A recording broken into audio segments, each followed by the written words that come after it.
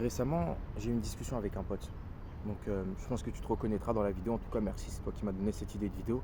Même si cette vidéo, elle touche, elle aidera pas mal de gens, elle est surtout pour toi parce que je pense que ça pourrait potentiellement t'aider et j'espère que ça aidera aussi pas mal de gens. En gros, il était sur une fille et ça n'a pas fonctionné comme prévu. Et ce que je veux vraiment que tu comprennes et que vous compreniez tous, c'est que le fait que vous échouez ne fait pas de vous quelqu'un de mauvais ou ne fait pas de vous une merde, pour dire les choses telles qu'elles sont. Le fait d'échouer ne fait pas de vous une merde. Pour moi, le fait d'échouer, c'est quelque chose de fantastique. Déjà parce qu'on ne s'en rend pas compte, mais si vous avez échoué à quelque chose, ça veut dire que déjà pour commencer, vous avez fait une action. Ça veut dire que déjà pour commencer, vous avez essayé. Et rien de plus beau et surtout rien de plus fort que ça. Vous ne vous rendez pas compte du nombre de gens qui n'essaient pas de faire des choses. Par exemple, tu as peut-être échoué à draguer cette fille, mais tu ne te rends pas compte du nombre de gens qui n'ont même pas essayé d'aller lui parler, qui n'ont même pas eu l'audace de ne serait-ce que tenter la moindre chose. C'est pour ça que le simple fait d'avoir échoué est de facto la preuve que tu as essayé, et ça c'est déjà incroyable, c'est déjà beau, et c'est déjà quelque chose dont tu peux être fier, parce que c'est quelque chose que beaucoup de gens ne font pas. Sois fier d'avoir essayé. Sois fier d'avoir fait une chose déjà que beaucoup de gens ne font pas. Et ensuite, au-delà du fait que ce soit une action que déjà beaucoup ne font pas, comme je le dis tout le temps, comme je le répète, comme je le rabâche encore et encore, chaque erreur que tu fais est une erreur que tu ne feras plus. À partir du moment où tu fais en sorte que cet échec-là devienne une leçon, transformez vos échecs en leçons encore une fois. N'ayez pas peur d'échouer tout simplement parce que cette erreur que tu fais, tu ne la referas plus. Par exemple, peut-être que quand tu as abordé cette fille, tu étais trop timide, trop renfermé sur toi-même, tu étais trop stressé, et donc tu lui as transmis ton stress, ce qui fait que vous étiez tous les deux stressés et tu n'as pas donc réussi à la mettre à l'aise, et donc à créer d'une certaine manière une atmosphère qui serait propice à, un flirt, à un jeu de séduction, ou voire même potentiellement à plus. Pourquoi? Parce que tu étais trop stressé. Eh bien, parce que tu as fait cette action-là, tu vas pouvoir ensuite te poser, analyser, regarder ce que tu as fait de bien, regarder ce que tu as fait de mal. Par exemple, ce que tu as fait de bien, c'est que tu as essayé d'être drôle. C'est que tu as essayé, en te basant sur ce qu'elle pouvait porter, en te basant sur sa démarche, d'être original. Par exemple, je ne sais pas moi, tu as vu qu'elle avait, je sais pas moi, elle a un t-shirt Blackpink, j'en sais rien. Et donc, tu as décidé de parler de la K-pop parce que tu t'es dit que ce serait un sujet qui pourrait l'intéresser. Et donc, que tu pourrais développer à partir de là. Ça, déjà, par exemple, c'était potentiellement quelque chose de bien. Mais tu étais trop stressé. Ton body language était trop resserré.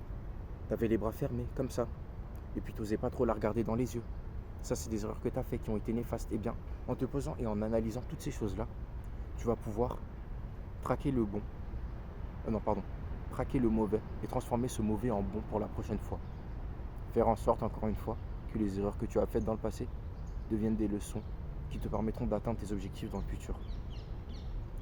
C'est pour ça que, pour moi, une personne qui échoue n'est pas une merde, mais une personne même des plus respectables. Parce que combien de personnes se sont relevées après leurs échecs? Il faut le dire, la réalité c'est qu'il y a énormément de personnes qui abandonnent très rapidement. Au bout de 2, 3 fois, ils se disent que c'est mort, ils se disent qu'ils ne pourront pas le faire. Pourtant, ça se trouve, la quatrième était la bonne. Évidemment, si on raisonne comme ça, on peut potentiellement emprunter un chemin qui ne nous mènera pas forcément vers le meilleur. Je l'entends totalement. Peut-être que si vous continuez à travailler dans ce business qui n'est pas le vôtre, en vous disant que si vous avez échoué, c'était tout simplement parce que ce n'était pas la bonne foi, eh bien, peut-être que vous allez tout simplement perdre votre temps.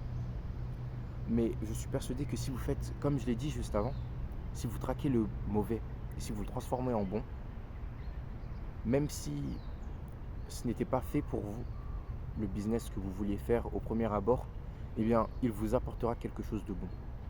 Je vais prendre un exemple très simple, peut-être que vous vouliez faire de l'e-commerce. Vous allez vous rendre compte que vous allez faire plein d'erreurs, plein d'erreurs.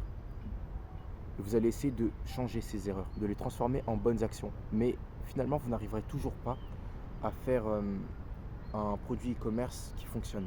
Vous allez donc décider de prendre une formation. Et puis, en prenant cette formation, vous allez vous rendre compte que tout ce que vous faisiez, c'était bien. Mais que peut-être que si vous n'y arriviez pas, c'était tout simplement parce que vous n'aimiez pas assez ça. Et vous allez vous rendre compte qu'en fait, ce serait peut-être plus simple de juste faire des formations. Au lieu de vendre des produits, comment vendre le produit. Et donc, vous allez commencer à vendre des formations. Et vous allez développer une passion pour ça. Et ce sera donc beaucoup plus simple pour vous de le faire. finalement, l'e-commerce, ce n'était pas ce qui était fait pour vous. Mais ça vous aura quand même inculqué ce qui était nécessaire pour vous permettre d'atteindre vos objectifs. Ou par exemple, tu es peut-être en train de faire des études actuellement. Peut-être que tu es en train de faire des études qui sont extrêmement dures. Tu es peut-être par exemple en prépa pour devenir ingénieur. Eh bien, peut-être que tu ne seras pas ingénieur dans le futur. Peut-être que ce n'est pas ce qui est fait pour toi.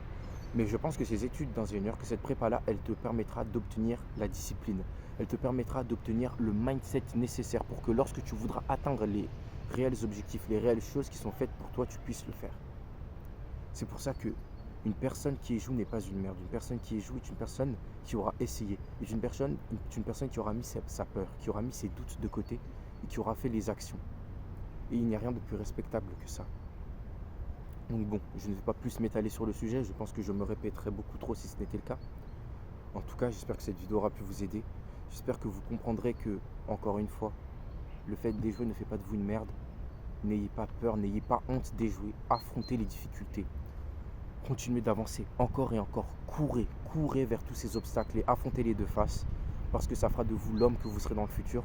Et vous serez fier plus tard de tout ce que vous faites maintenant.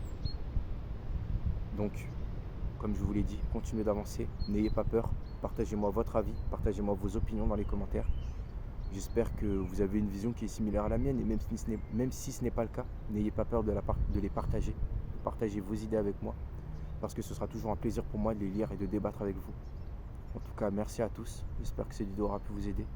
C'était Team Improvement.